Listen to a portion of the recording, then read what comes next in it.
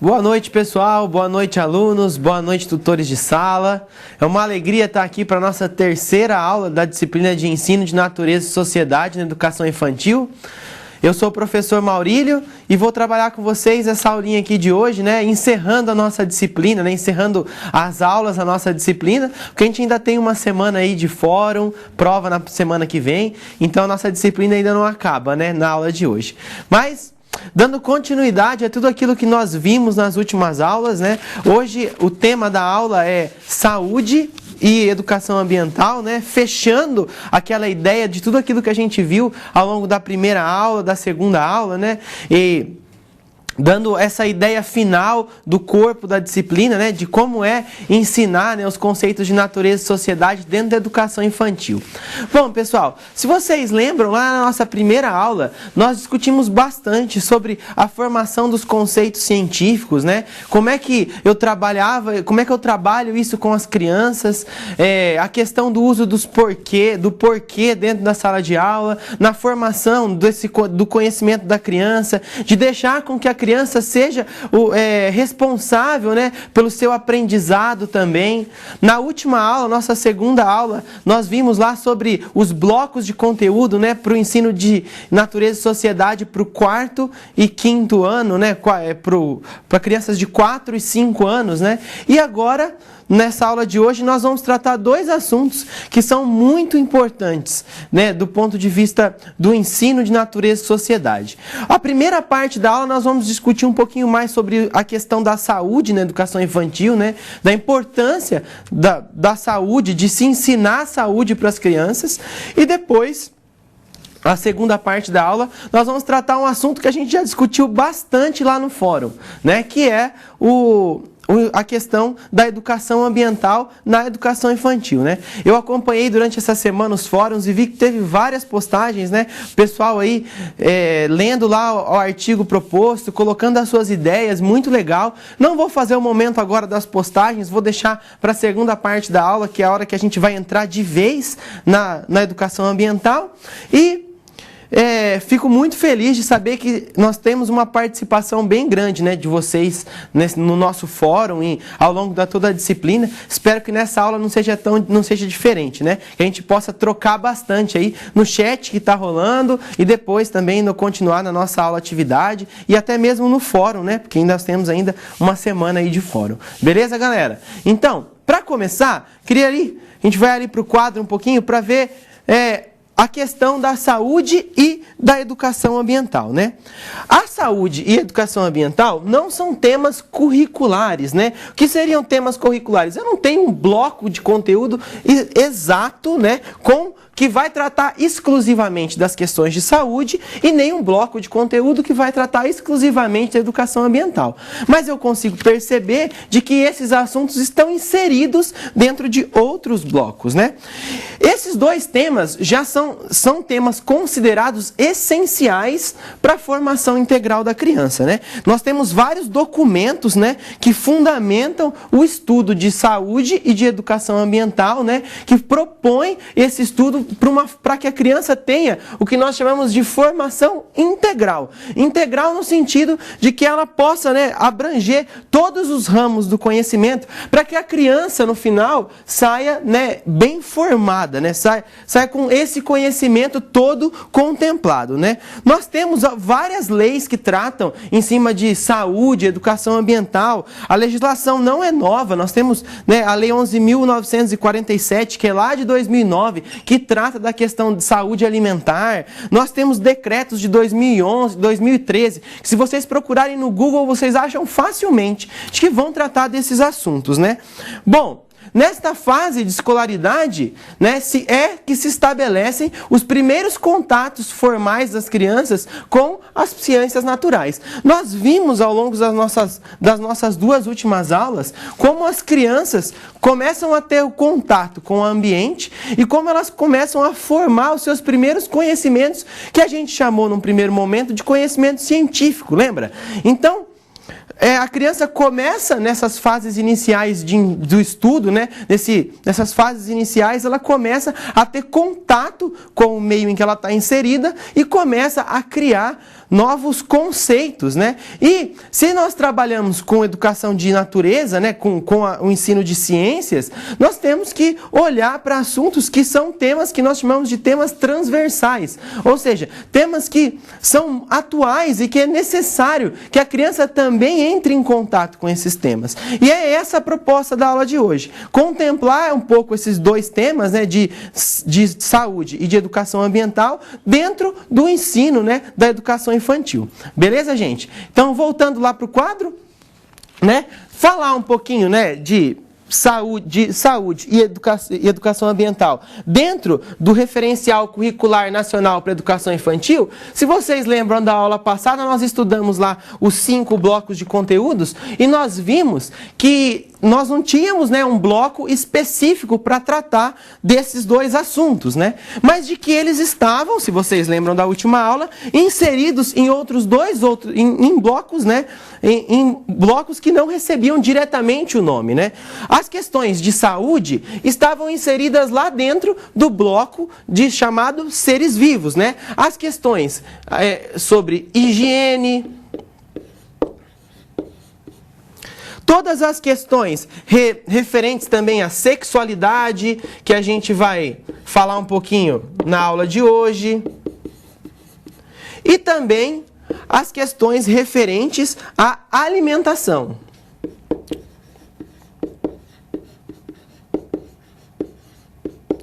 Todas essas 3 questões que são diretamente ligadas aos aspectos da saúde são tratadas dentro do bloco, né, seres vivos.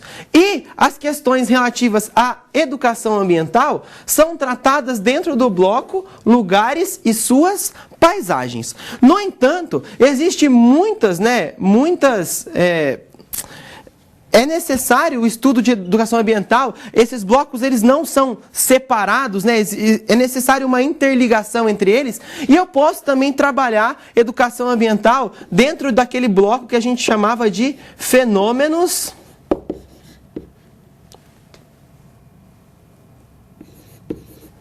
da natureza.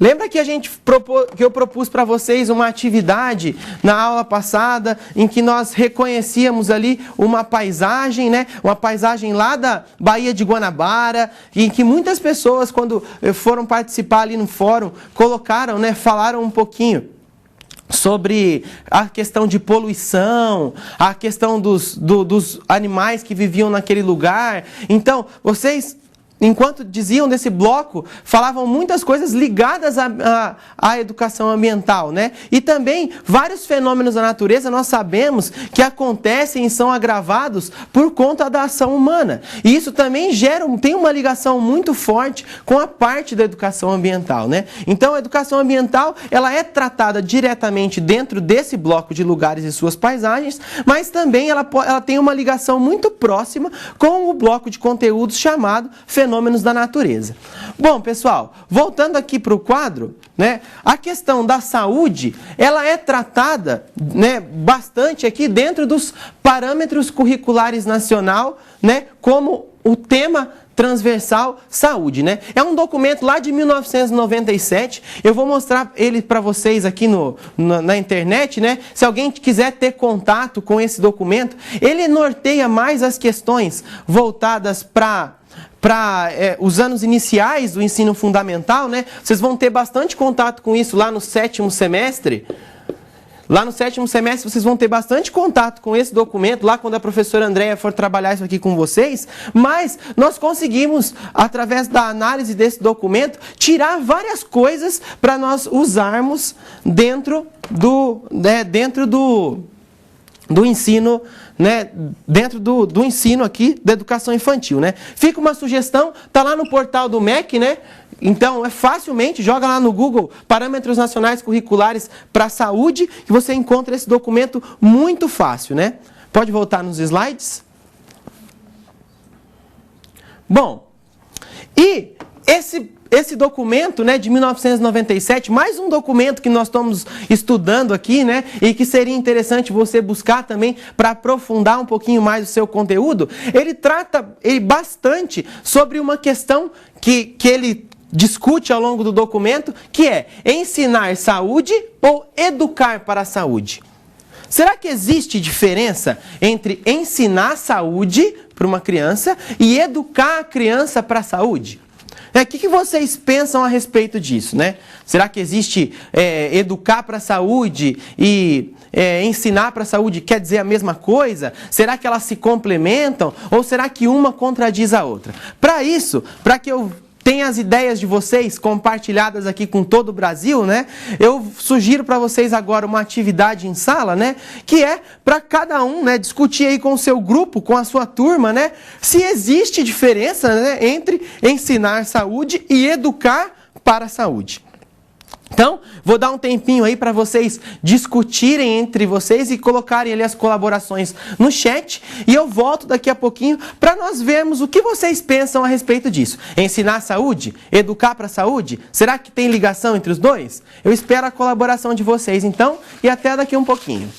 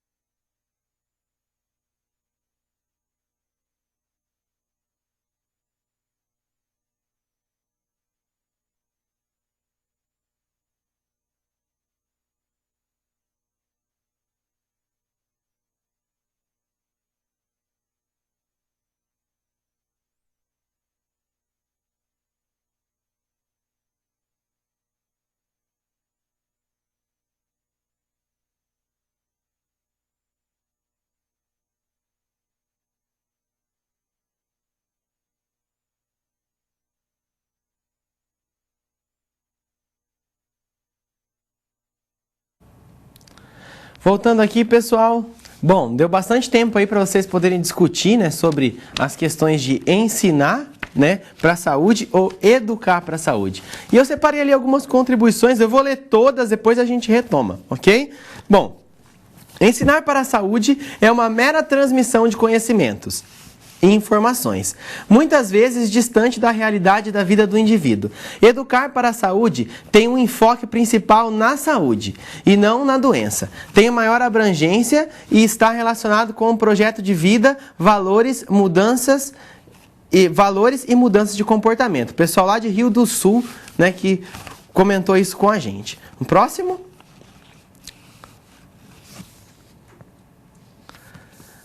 Bom, Cascavel, Paraná, né? O pessoal aqui do Paraná disse: as alunas acreditam que ambas andam entrelaçadas, pois ao ensinar um conteúdo científico, estamos modificando a conduta dos alunos, isto é, educando. Será que é isso, gente? Bom, a gente vai discutir um pouquinho mais isso daqui a pouquinho, né? Foi só para ver aí o termômetro de vocês, como é que vocês estão pensando acerca de ensinar e educar.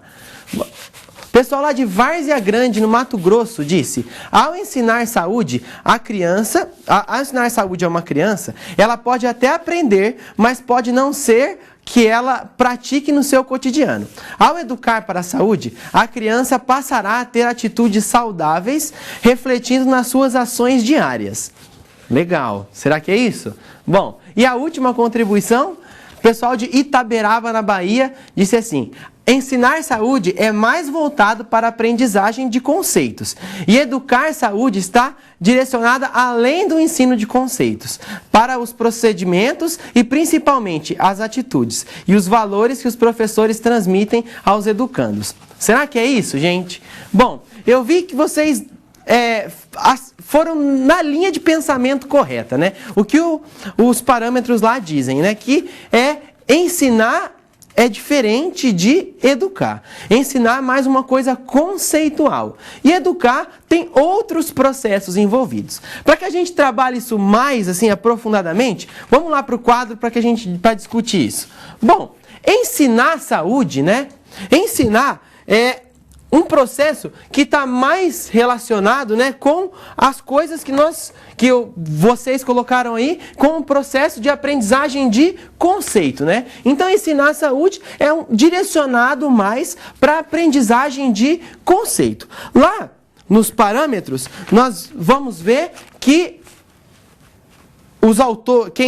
lá no texto diz, né, que essa é uma prática insuficiente para desenvolver procedimentos e desenvolver atitudes. Então aqui nós temos 3 coisas que nós temos que prestar atenção. O primeiro é a questão de conceito, né?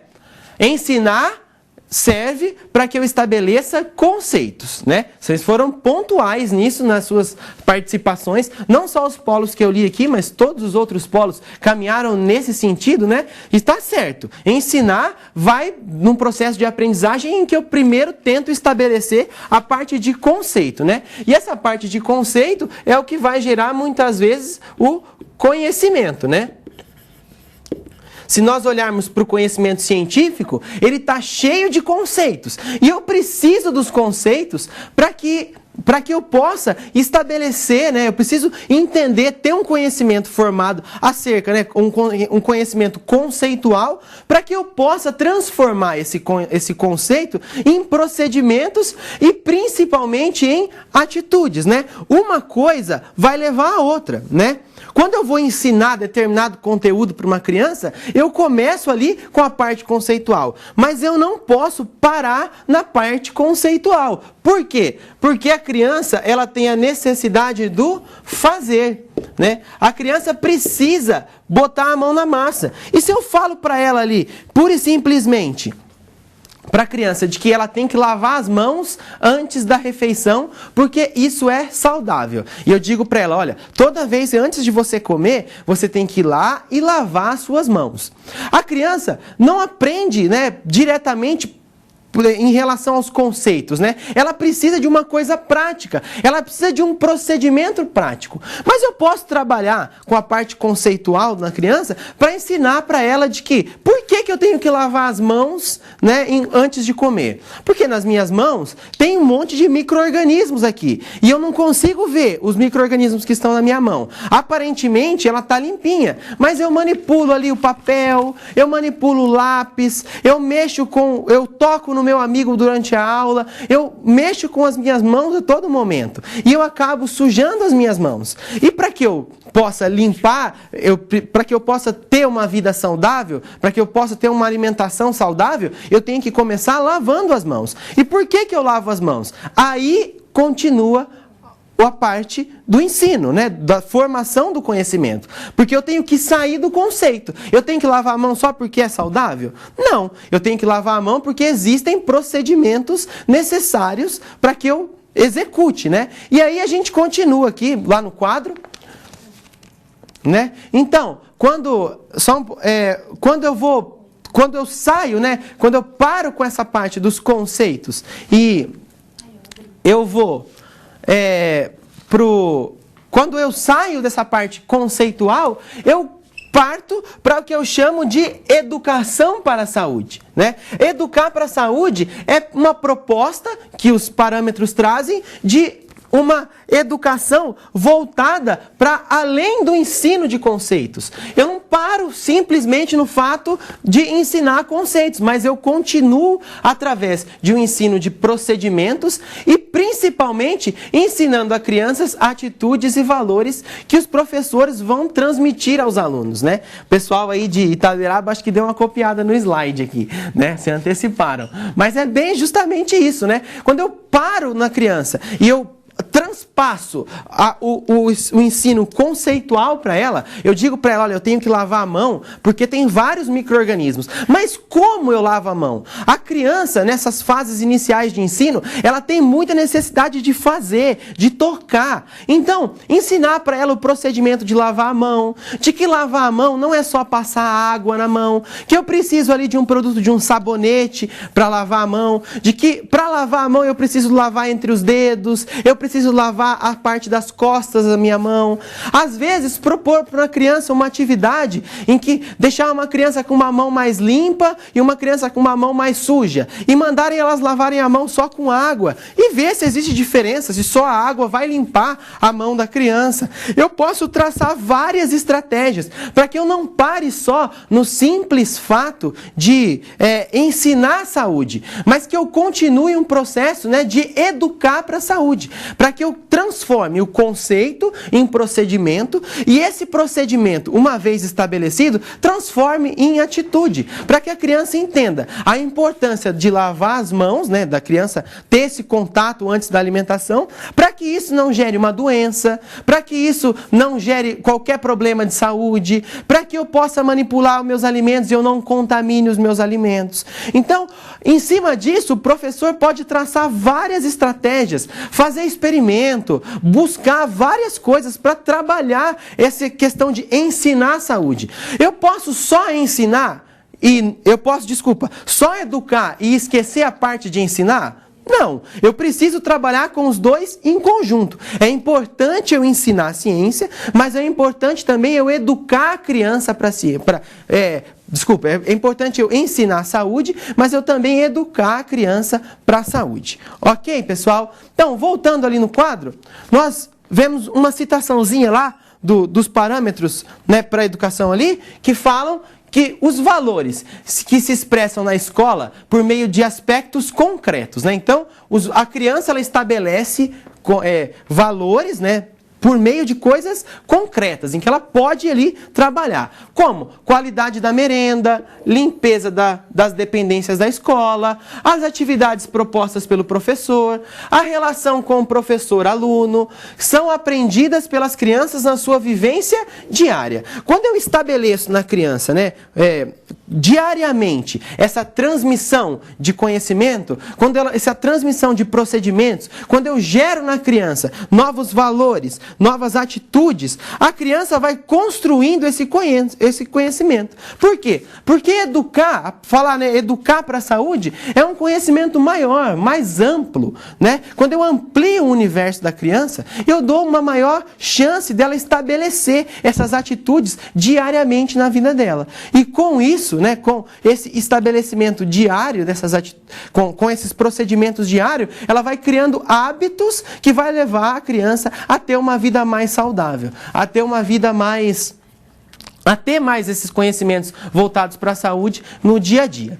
Bom, pessoal, continuando aqui no quadro, nós também temos um tema extremamente importante de se trabalhar dentro do contexto de ensino de saúde para a criança, que são as questões de sexualidade, né? A criança, desde cedo, ela vai tendo contato, né, independente do gênero da criança, com questões ligadas à sexualidade, né? A criança é curiosa. Nós já discutimos isso bastante, né, ao longo das nossas duas últimas aulas, como a criança tem curiosidade com as coisas voltadas, né, com os procedimentos científicos. Mas a curiosidade da criança não para só aí, né? Ela não tem curiosidade só sobre o ambiente que ela está inserida. Ela também tem curiosidade sobre o corpo, ela tem curiosidade sobre o corpo do amiguinho, ela tem curiosidade sobre as relações sociais, né? Sobre as relações afetivas. A criança desenvolve, né,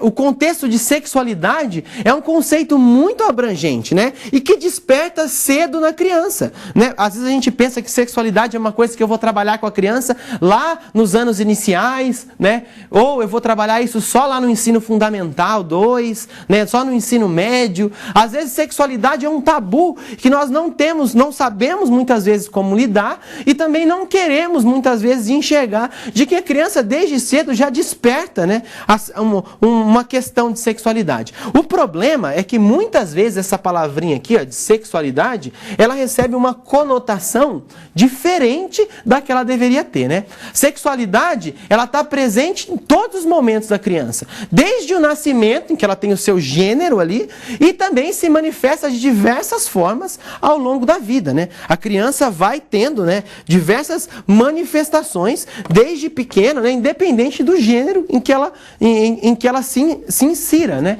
A criança, às vezes nós pensamos que ela vai desenvolver a sexualidade com o passar do tempo, e muitas vezes ela tem curiosidade sobre várias relações. Por isso, né, para mais uma vez a gente puxar aí uma discussão e vocês participarem um pouquinho mais da aula, né, para que fique mais gostoso aí, a gente consiga interligar todos os polos que estão hoje participando da aula com a gente. Vou fazer mais um momentinho de atividade com vocês. Nesse momentinho eu vou perguntar para você, com esse mesmo grupo aí que você discutiu, qual a importância de tratar questões relativas à sexualidade nesta fase de escolaridade? Qual a importância de eu trabalhar com sexualidade dentro da educação infantil?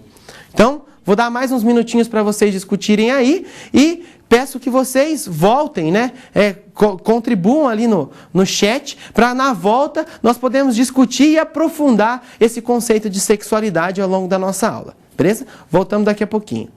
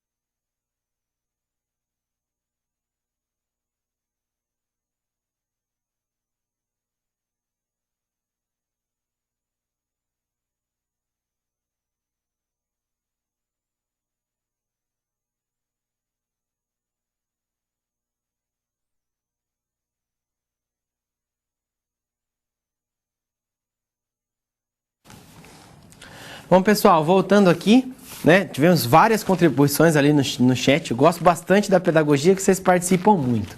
Parabéns aí, é muito bom trabalhar aqui, muito bom dar aula para vocês. Bom, o pessoal aí de Frederico Westphalen, né, disse aqui, ó, o tema transversal sexualidade deve ser abordado em todos os momentos da vida escolar. Não só sobre sexualidade propriamente dita, mas também sobre os cuidados, sobre a higiene, mas também para que se desenvolva no educando o conhecimento do próprio corpo, viver esta fase do desenvolvimento de uma forma saudável, sem malícias e preconceitos e outras formas negativas em relação ao desenvolvimento. Nós percebemos, né, que às vezes a gente cria, né, na criança um conceito de menino, menina, menina pode isso, menino não pode aquilo, e sexualidade, muitas vezes o pessoal para ali nas 3 primeiras palavrinhas, nas 3 primeiras letras, né? Confundem muita sexualidade com sexo, né? Com ato sexual. E sexualidade é um conceito muito mais amplo. Como o pessoal aí de Frederico disse, né? Que é importante eu trabalhar noções de higiene, mas também trabalhar com a criança as questões da diferença entre menino e menina, as diferenças fisiológicas mesmo, né? E em cima disso, trabalhar sem preconceito nenhum, né? Sem que a criança, sem nenhuma conotação sexual, né? Propriamente dito, senão do ponto de vista pejorativo, né? Mas trabalhando uma questão de sexualidade em que a criança possa descobrir as diferenças, possa ter contato com isso e aprender a respeitar o outro. Porque uma vez que eu respeito o outro na diferença, eu acabo respeitando ele em todos os sentidos. O pessoal de Castanhal, lá no Pará, fala assim, o professor precisa trabalhar o tema de sexualidade na sala de aula, sim, mas não sem antes fazer uma sondagem com a classe para saber o que os alunos conhecem sobre o tema e suas curiosidades. O docente precisa estar preparado para abordar o tema, tendo cuidado para não dar informação demais. É necessário estar em sintonia com a família. Muito importante nós trabalharmos, né, esse tema de sexualidade, tirando do aluno, né, acho que para trabalhar qualquer um dos temas que nós abordamos nas aulas aqui, nós voltamos lá à nossa primeira aula, que era justamente a gente trabalhar com a criança, deixar a criança participar do processo de aprendizagem, né, e abordar isso de uma maneira preparada, né. O professor tem que, e por isso que vocês estão aprendendo isso aqui, né, vocês vão sair daqui extremamente preparados para que vocês possam lidar com isso na sala de aula, saber a melhor maneira de trabalhar com as crianças sem que elas sejam expostas, trabalhar com a família também, entender, né, as novas realidades familiares, porque o tema sexualidade ele não é só voltado para a parte, né, da natureza da nossa disciplina, né, só para a parte científica, biológica, mas existe todo um contexto social envolvido também, e isso é importante, né? Então quando eu for trabalhar esse conceito na minha sala de aula, eu preciso trabalhar com estratégias em que eu respeite a individualidade do outro e que eu faça um enxergar as diferenças que existem um no outro, né? O pessoal de Mineiros, lá em Goiás, fala: para trabalhar a respeito do seu corpo e se conhecer, conhecer as diferenças de gênero e respeitá-las, orientar corretamente. Justamente, para que a criança entenda a diferença de menino e menina, mas não só do ponto de vista do material concreto, né? Que a criança não veja só no corpo do outro e no seu corpo as diferenças, mas que ela consiga enxergar que ao longo da vida as pessoas vão mudando, conforme os anos passam, elas vão mudando fisiologicamente, né? Que a criança, às vezes, ela não tem pelo e um menino mais adulto tem pelo, que conforme vai crescendo, né, nos órgãos genitais começam a crescer pelos, que vai tendo diferenças anatômicas, que as mulheres têm seios, os homens não têm. Até a questão de nomes, né? Por que existem nomes para mulher e nomes para homens que são pré-estabelecidos, né? E por que existem alguns nomes que podem ser usados tanto para mulher quanto para homem? Tudo isso eu posso abordar na minha sala de aula. Por que existem brinquedos que a gente chama de brinquedos de menina e brinquedos de menino? Por que a menina pode brincar com uma boneca e o menino brinca com uma bola? Mas e se o menino tiver vontade de brincar com uma boneca para ver como é? É errado, né? Como eu trabalho isso? Como eu exploro na criança, né? Uma menina que gosta de jogar bola ou que gosta de brincar de carrinho, isso é errado? Será que quando eu vou trabalhar essas questões todas, eu tenho que ter um preparo para trabalhar, né? Porque senão eu caio no preconceito, né? Isso é de menino e isso é de menina. Você não pode, e eu acabo traumatizando a criança muito mais do que educando e muito mais do que despertando nela, né, essa consciência de sexualidade. pessoal de Bom Jesus da Lapa, na Bahia, fala assim: é importante para evitar preconceitos e equívocos, pois esta é uma fase de descoberta e muitas vezes a família não esclarece. Além disso, existem vários tabus que precisam ser desconstruídos. Falar de sexualidade hoje é um pouco mais aberto, né? A gente tem um contato maior, né? A gente consegue falar em casa de sexualidade. Mas há tempos atrás, né? E muitas pessoas ainda carregam isso, quando fala de sexualidade, quando eu falo, vamos supor, um tema masturbação, ou quando eu falo um tema homossexualidade, ou as relações próprias, né, de mulher e homem, né, as relações afetivas. Por que o papai beija a mamãe? Por que o papai dorme com a mamãe? O que existe? Às vezes as pessoas confundem que ensinar a sexualidade é explicar o ato sexual. E eu não vou explicar o ato sexual para uma criança lá na educação infantil. Vou fazer isso quando ela chegar lá no quinto ano do ensino fundamental, em que ela vai ter isso dentro da disciplina de ciências, e eu consigo, né, trabalhar essas coisas mais biológicas. Né? Nos anos iniciais, na educação infantil, eu vou trabalhar outros temas, né? Outros temas que vão desenvolver essa sexualidade. E o problema é que muitas vezes esses temas não são trabalhados corretamente na educação infantil, e quando eu chego no ensino fundamental e eu falo numa sala de aula masturbação, a criança ou ela tem medo, ou ela cria ali um repúdio na palavra, ou ela ri descontroladamente. Né? Eu falo para vocês por experiência própria, porque o ano passado, dando essa disciplina para o meu quinto ano, às vezes a gente tinha que parar a aula, porque uma palavra gerava neles um riso gigantesco. Por quê? Porque isso não foi trabalhado corretamente na educação infantil. Ou, muitas vezes, dá apelido, né?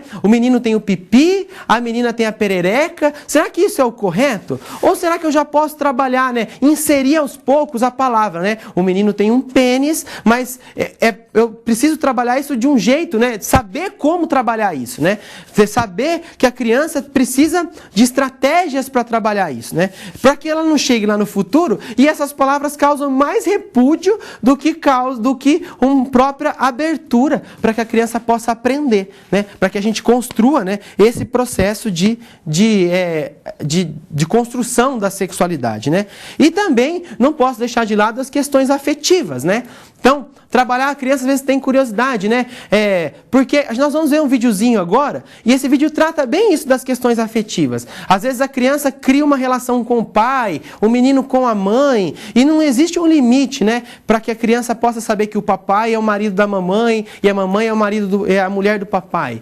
Então, tudo isso a gente tem que trabalhar dentro da sexualidade. Eu vou deixar para vocês agora um videozinho sobre a sexualidade, e na volta a gente discute mais um pouquinho sobre esse tema.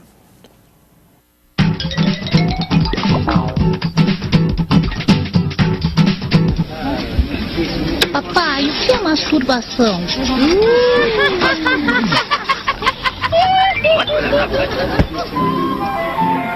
As crianças têm uma curiosidade natural pelas diferenças entre elas. Olha, eu tenho pipi. Você também tem? Eu sou menina. Eu tenho perereca. Se você mostrar sua perereca, eu te mostro o meu pipi. Tá bom. Aproveite a oportunidade e a curiosidade natural das crianças para informar. O que vocês estão fazendo? Eu tô mostrando pra ela o meu pipi.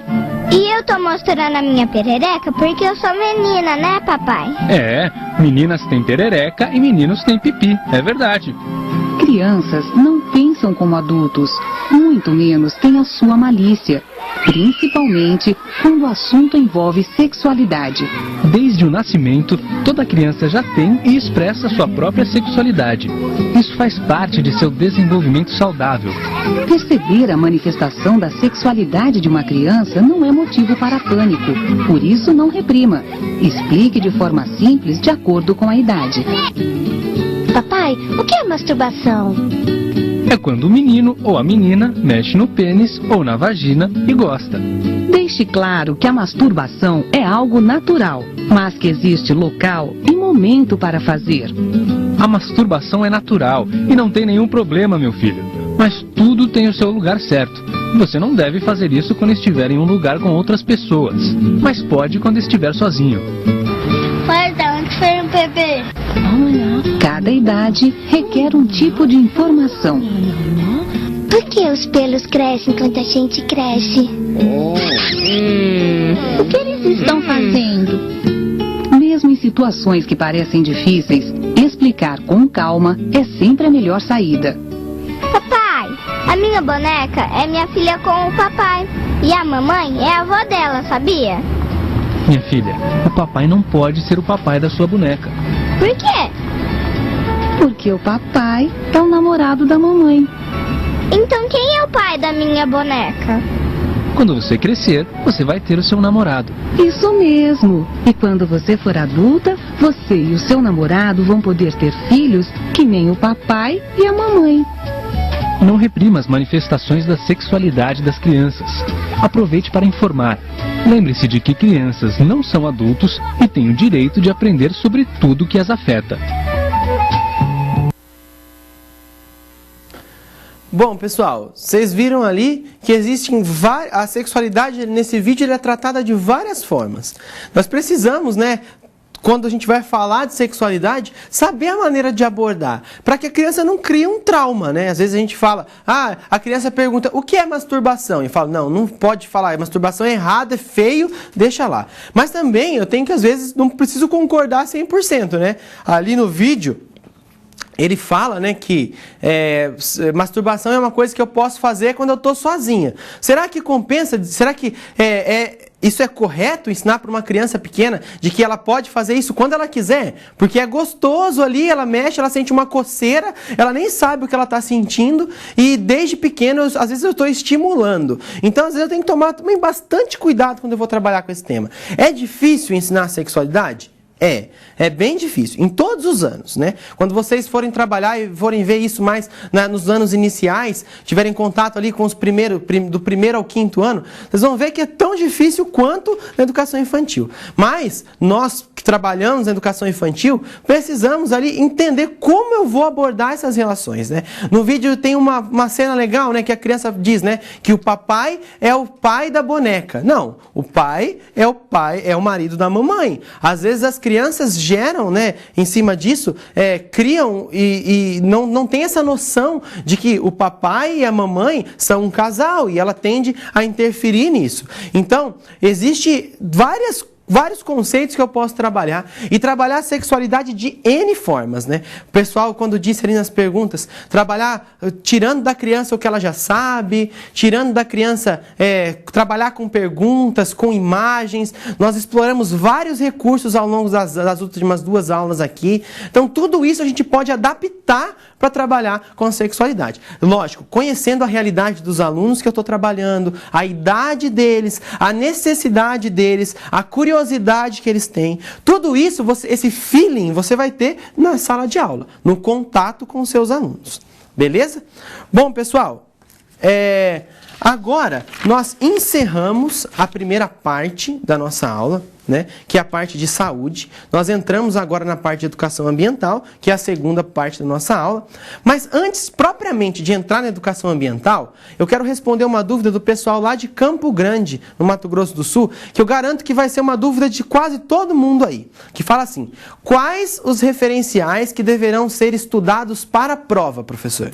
Né? Vocês estão já na eminência aí de semana que vem tem a prova. Então, o que eu preciso estudar para a prova? Pessoal, a primeira coisa que vocês têm que estudar para a prova, isso aqui é fundamental, eu já falei várias vezes para vocês. Tá aqui, ó.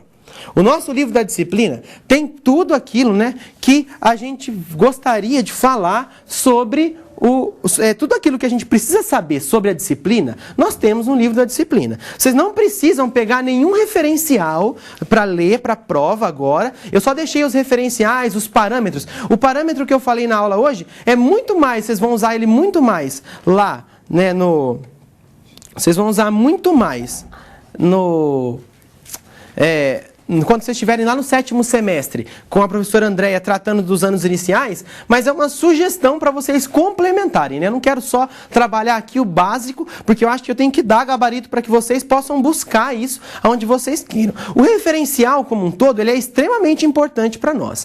No entanto, vocês não precisam se preocupar em ler tudo o referencial. Por quê? As citações mais importantes do referencial já estão aqui no livro. Aquilo que a gente trabalhou nas aulas, as partes mais importantes, elas já estão no livro da disciplina. Então é importante que eu trabalhe esse livro. E já aproveitando, né, eu ia fazer isso aqui mais lá para o final da aula, mas já faço isso com vocês, eu quero deixar, né, para vocês também que existem 2 capítulos que nós trabalhamos muito pouco aqui nós não trabalhamos eles de maneira exclusiva, mas nós fomos inserindo os contextos desses 2 capítulos, que é a unidade 4 e a unidade 5, durante as aulas. Então eu peço que vocês também deem uma atenção muito grande a isso aqui, né? A unidade 4 e 5. Porque se for olhar, né, a criança e suas relações com o mundo, o estudo de natureza e sociedade na perspectiva de educação infantil, as orientações didáticas para a natureza e sociedade, isso aqui nós trabalhamos esses 3 capítulos nas nossas 2 últimas aulas, né? Estamos fechando esses capítulos, né?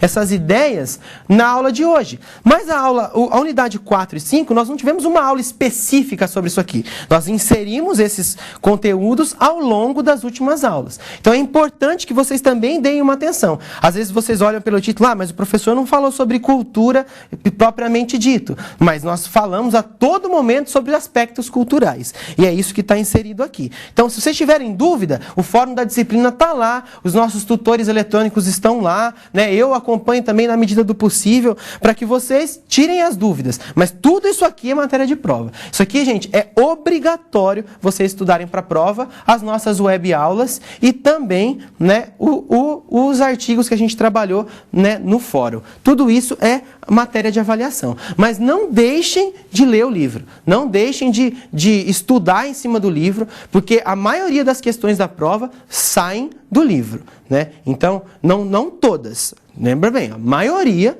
vão sair do livro, né? Então, é importante que vocês leiam o livro. E eu falei isso lá desde o começo da nossa primeira aula, de que era o material mais importante que eu apresentei a você. Os outros materiais são complementações para que quem busca mais ou um dia se depare com isso lá na educação infantil, tenha que trabalhar com natureza e sociedade, tenha gabarito, né? Saiba onde buscar as informações para completar, às vezes, alguma lacuna, alguma dúvida de como proceder dentro da sala de aula. Tiverem mais alguma dúvida, manda aí no chat que o pessoal vai mandando eu aqui e eu vou respondendo para vocês. Bom, pessoal, agora nós vamos falar um pouquinho do fórum, né? Lá no nosso primeiro dia de aula, eu vou pegar aqui o meu tablet para ler algumas postagenzinhas para vocês, né?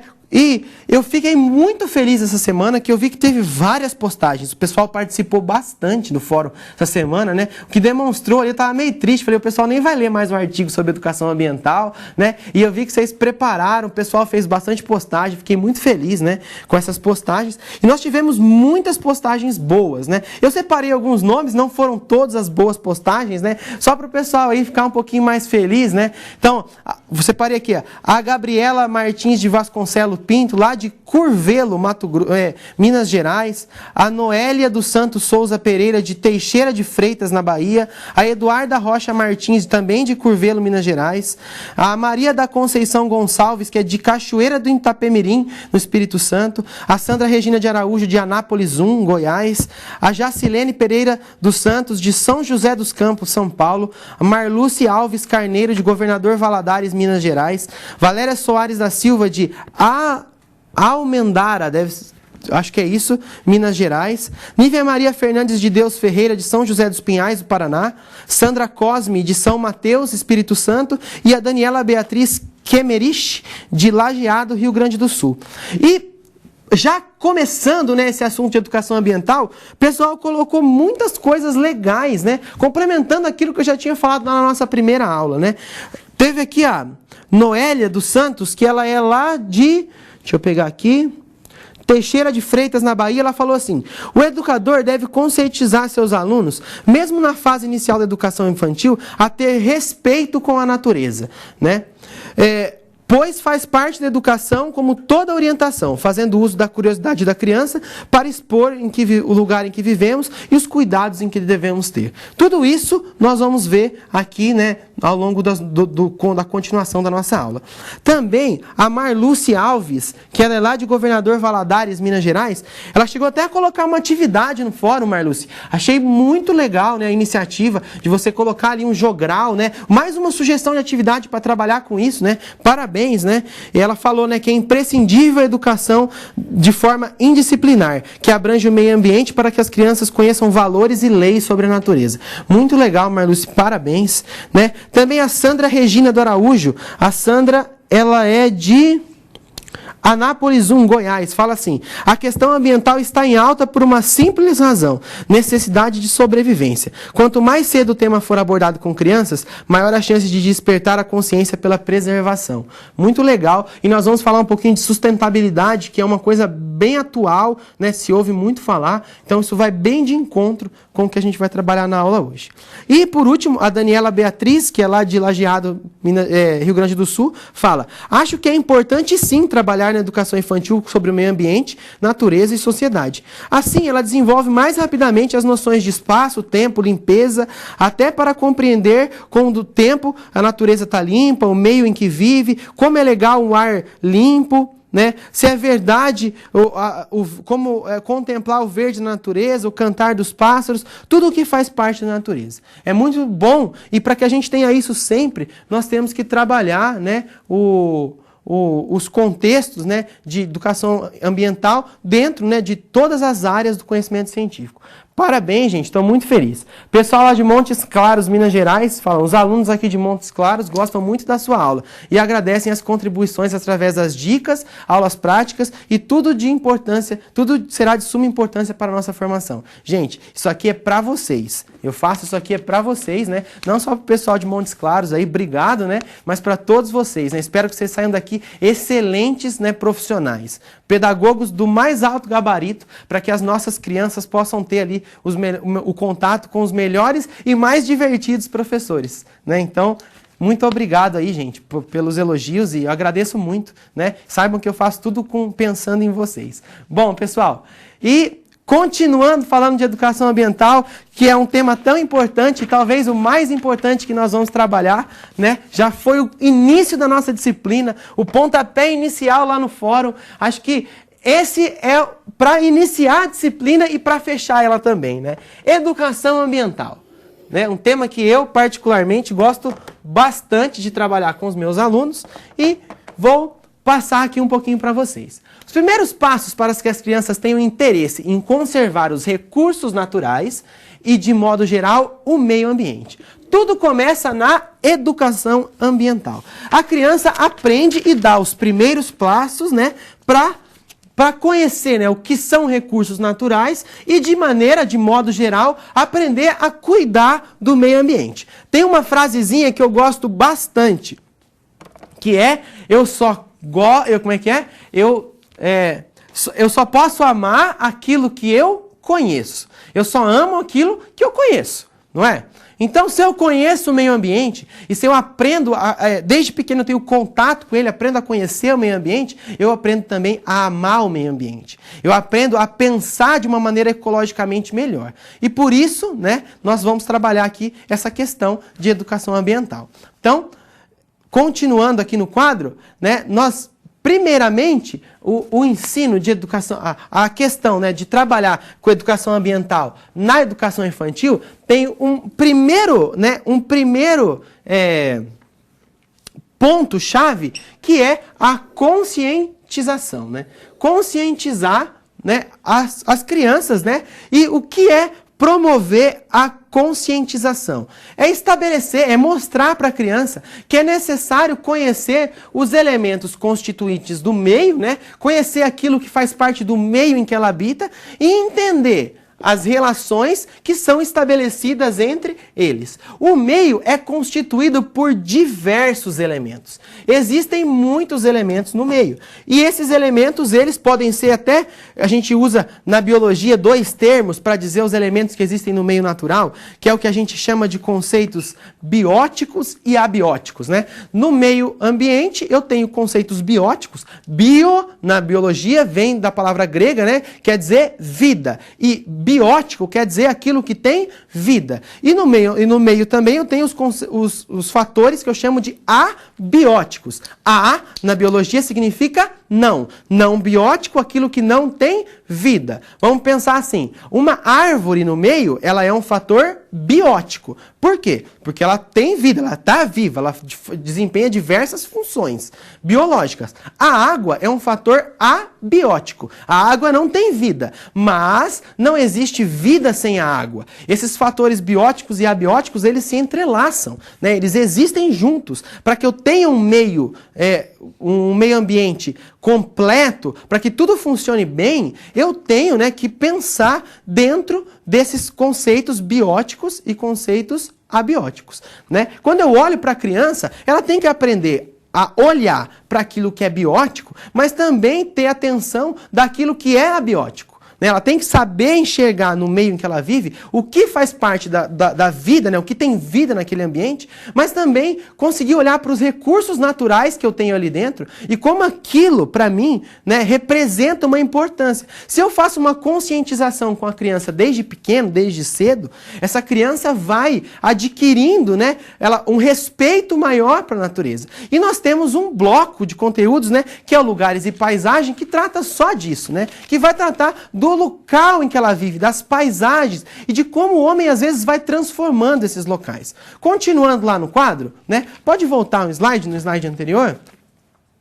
Então, que a gente falava da conscientização, eu preciso conscientizar a criança as questões de sol. E às vezes você, futuro professor, pode às vezes fazer uma experiência com o seu aluno, mostrando lá a importância do sol, né? Como o sol é importante para cada um de nós. Pegar uma plantinha, 2 plantinhas iguais, deixa uma no sol e guarda a outra dentro de um armário onde não tem sol. E observa ali naquelas plantas quais são as modificações que vão acontecendo ao longo do tempo.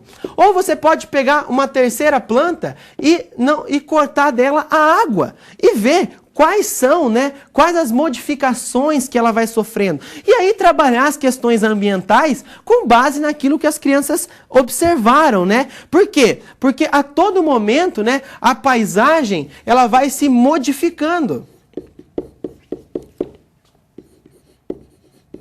Quando ela sofre uma ação externa. Então, se a plantinha morre por causa da falta d'água, se eu poluir o rio, as plantinhas que estão em volta do rio também vão morrer, né? Então, existe uma relação. E tem uma coisa que as crianças gostam muito nessa idade, que é o que a gente chama de cadeia alimentar.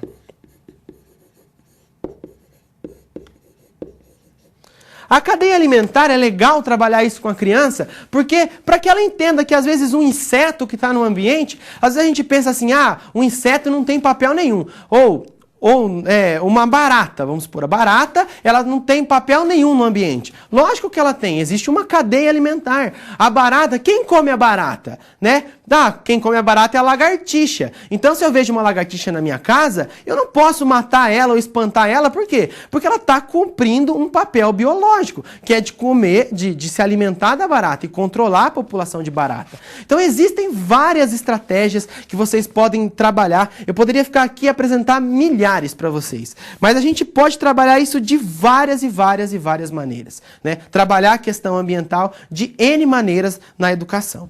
Também, pessoal, voltando aqui para o quadro, né? Quando eu vou falar dos conceitos básicos de educação ambiental, porque na aula de hoje eu não vou falar para vocês muito coisas práticas de como vocês vão trabalhar. Mas se eu tenho que trabalhar a educação ambiental, que é um tema transversal, inclusive nós temos um parâmetro, né? Tem lá na internet, vou mostrar para vocês aqui, o parâmetro, né, nacional curricular, lá também de 1997, temas transversais, meio ambiente. Existe um parâmetro só para cuidar e tratar o meio ambiente, mas lembra que isso aqui é para os anos iniciais.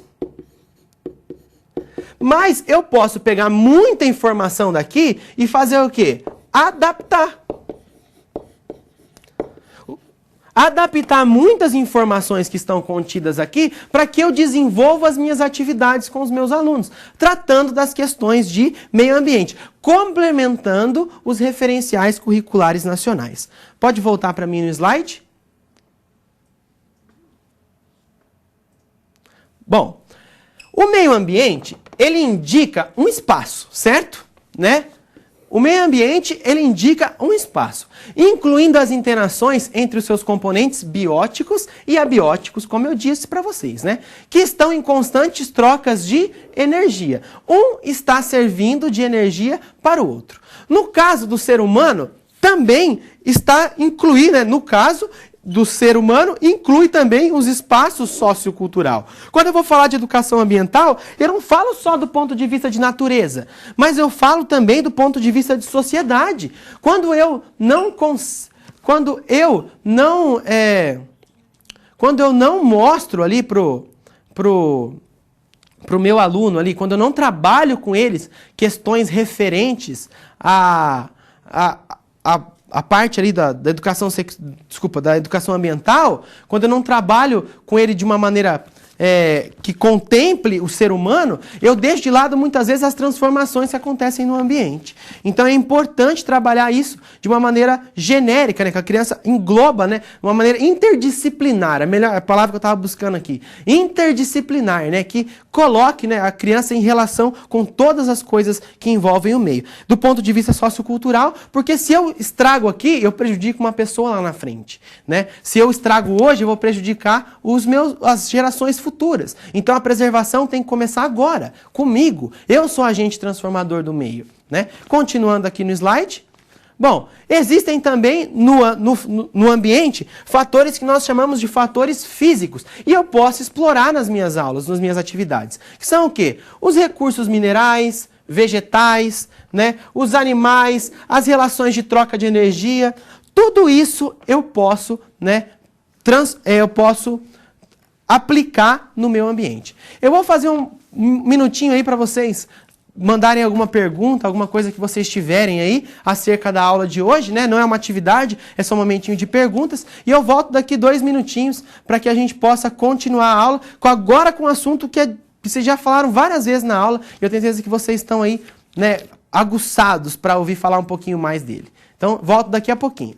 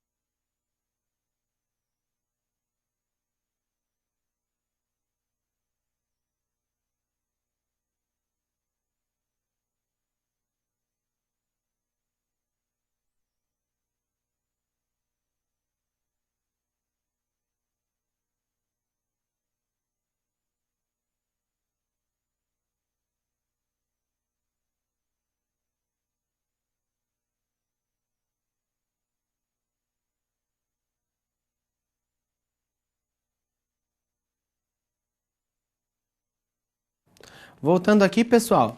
Teve um pessoal ali no chat, eu vi uma dúvida, né, de um dos polos, eu não me recordo agora, que estava dizendo que eu mostrei o livro do semestre passado, né? Que esse aqui, a capa é cinza com os detalhezinhos em verde, né? E agora vocês estão com o livro vermelho.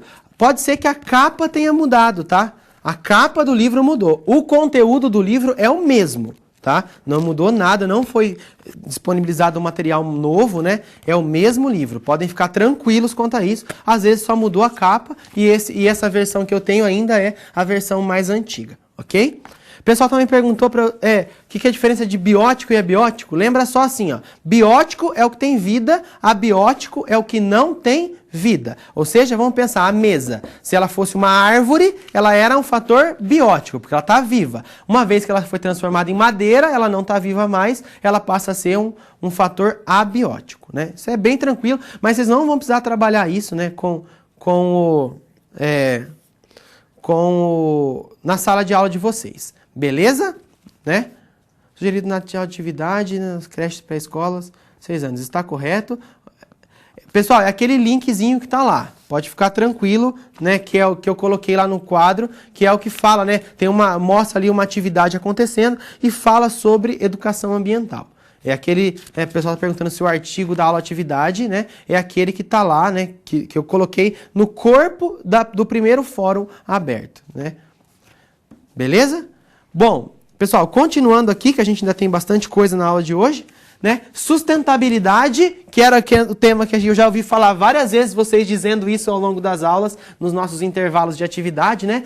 Um conceito importante para entender dentro de educação ambiental. Sustentabilidade é a capacidade dos diversos sistemas da Terra, incluindo sistemas econômicos e sistemas culturais humanos, de sobreviver e se adaptarem a condições ambientais sem nenhuma mudança. Sustentabilidade é quando eu tenho um sistema, quando a Terra inteira, todos os sistemas que estão dentro de um ambiente, eles funcionam, né, e sobrevivem em condições sem que haja uma mudança ambiental. Quando eu tenho mudança ambiental, eu não estou sendo sustentável, né? O que isso significa diretamente? O uso sustentável dos recursos renováveis de modo adequado e em quantidades compatíveis com sua capacidade de renovação. Quando eu extraio um componente da natureza, vamos supor, quando eu extraio água de um rio, para que essa extração seja sustentável, aquele rio tem que ter condição de repor essa quantidade de água sem que seja alterado aquele meio. Quando eu extraio uma árvore de uma floresta,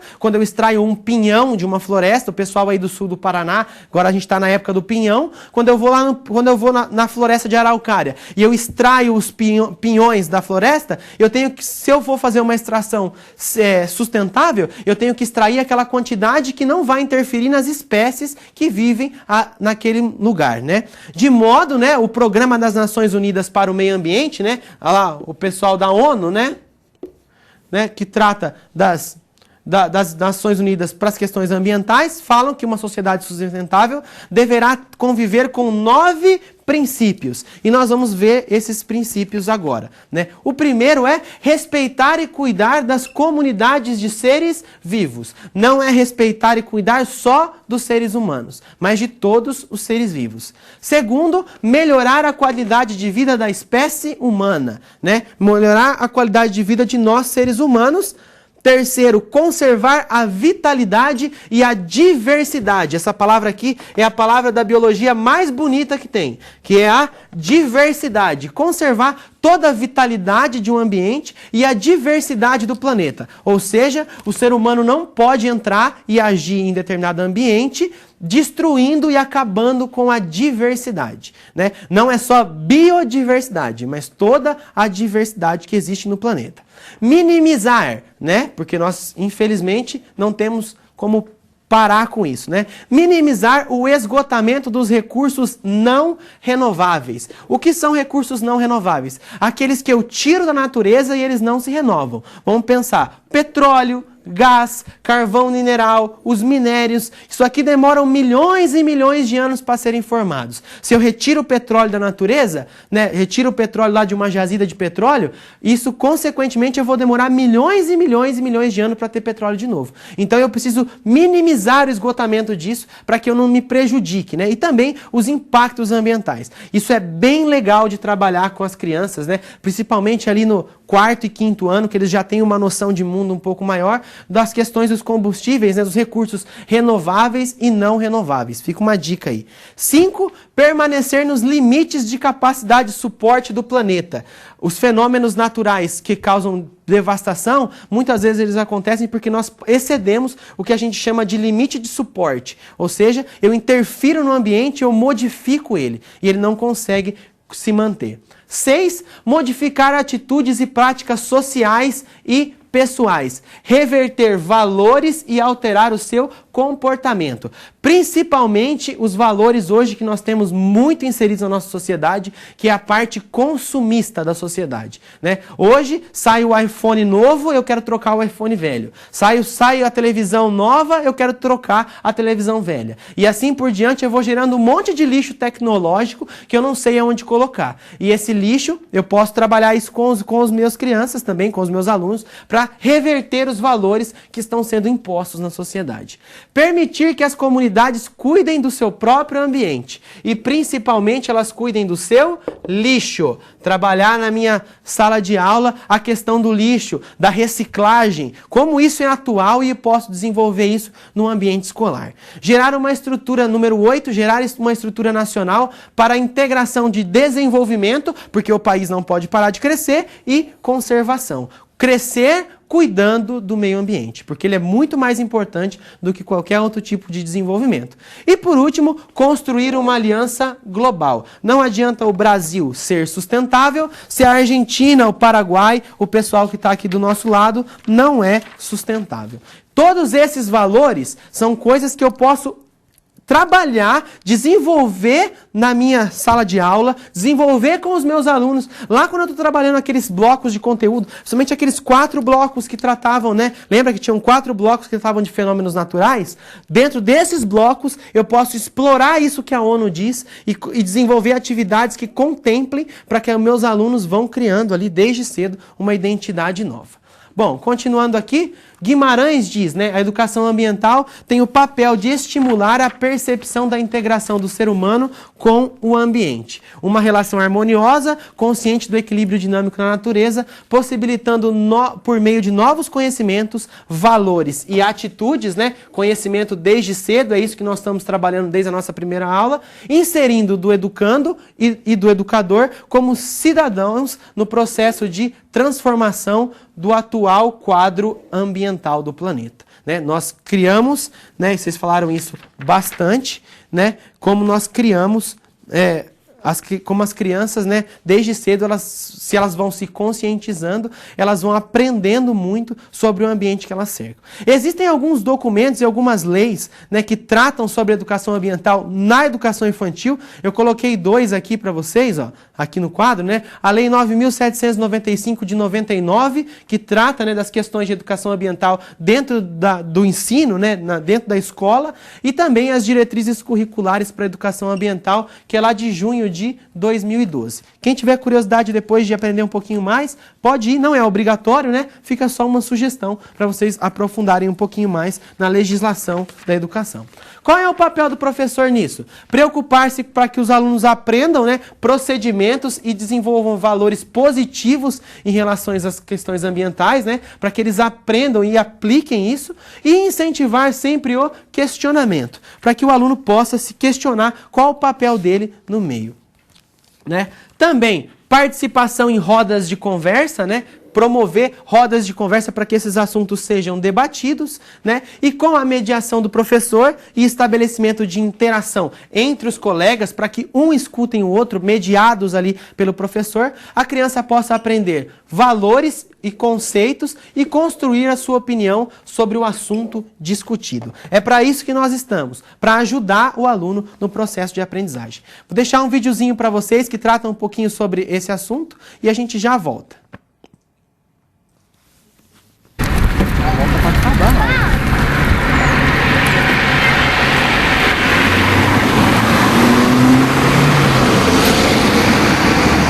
Estamos em Brasília e esta é a Escola de Educação Infantil, Associação Pró-Educação Vivendo e Aprendendo. Um lugar onde a criança aprende em contato com a natureza. Olha só, lembra que a mãe do Davi trouxe de presente para vocês, a semente? Vê se vocês encontram a semente aí, no saquinho. A atividade que a professora Vilma vai fazer hoje prende a atenção dessa turma de crianças de 5 anos. Tá vendo aqui, ó? Olha só, essas sementinhas aqui, ó, são as sementes do girassol. Eu vou cortar aqui, cada um vai pegar a sua semente e colocar nesse potinho aqui pra ver, tá vendo? Que tamanho que é a semente. Essa aqui é a sua, Sofia? Além de entender como os girassóis nascem, as crianças também discutem como devem ser tratadas as plantas da escola. Água. A gente tem que ir todo dia lá fora olhar ele, botar água. O que mais? Regar, o que mais? É a forma das crianças entender que o que existe aqui nessa escola é mão do homem que fez. Não se trata de um cerrado bruto, não se trata de uma floresta, mas se trata de uma transformação da natureza com respeito às suas leis, que é a árvore, a sombra, a água, a terra, o movimento e tal. Então, quando elas participam dessa atividade de plantar, fazer um jardim de girassóis, elas estão se sentindo continuadoras de quem já começou a fazer o espaço que hoje elas utilizam. Vital de Donê me acompanhou na visita que fiz à Escola de Brasília. Ele é coordenador da Organização Mundial para a Educação Pré-Escolar, a OMEP, e especialista no tema Natureza e Sociedade na Educação Infantil. Para Vital, este contato estimula o questionamento da criança. Começa com a pergunta. E a pergunta não só é o começo da filosofia, como diz o Heidegger, mas é também o começo da ciência. De onde veio isso? Como é que surgiu essa árvore? O que está aqui por baixo? O que é que sustenta essa árvore? Então, a pergunta é a provocadora da pesquisa. Se o professor puder dar margem ao trabalho para ir atrás dessas perguntas e fazer a pesquisa, ele já está formando um cientista. Um cientista, claro, não naquele método rigoroso da ciência que os adultos fazem, mas para a perspectiva da criança já é uma ciência, sim. É um conhecimento das causas que explicam esse fenômeno. Deixa eu colocar essa semente aqui. 2 girassóis, não é? Será que uma semente só nasce, cada semente nasce no girassol? Acho que sim. Depois de discutir o tema, as crianças partem para a prática. É a hora de plantar o girassol. Na educação infantil tudo tem que ser muito concreto, tem que ser manipulável, tem que ser tocado, tem que ser sentido. Então quando a criança está em contato com a terra, ela sente a consistência, a densidade, põe água, ela tem uma interação. E esse é o processo de construção do conhecimento da criança, pelo fazer, pelo participar, pelo estar envolvida. E a segunda coisa importante é que ela vai descobrir o processo da vida, que a sementinha do girassol vai para a terra e adubada, que eles mesmos ajudaram a adubar, vai precisar permanentemente de uma irrigação e aos poucos vai surgir aquela magia, né, de dentro da terra que surge a flor. Bom, pessoal, era isso na aula de hoje, né? Fica ali uma sugestão de atividade nos próximos slides. Vocês podem dar uma olhadinha, se quiserem discutir comigo lá no fórum, no chat agora da aula atividade. Foi um prazer estar com vocês aqui nas últimas 3 aulas, né? Na aula de hoje, nas suas 2 últimas aulas. Quero dizer que eu fiquei muito feliz de poder ter essa oportunidade de falar com vocês sobre essa disciplina. Desejo a todos, desde já, uma excelente prova na semana que vem. Estudem, coloquem as suas dúvidas, que os tutores vão estar lá, né, no chat, no fórum, para poder responder para vocês, né, qualquer questionamento. Muito obrigado pela aula de hoje e vejo vocês lá no chat da aula atividade. Até mais!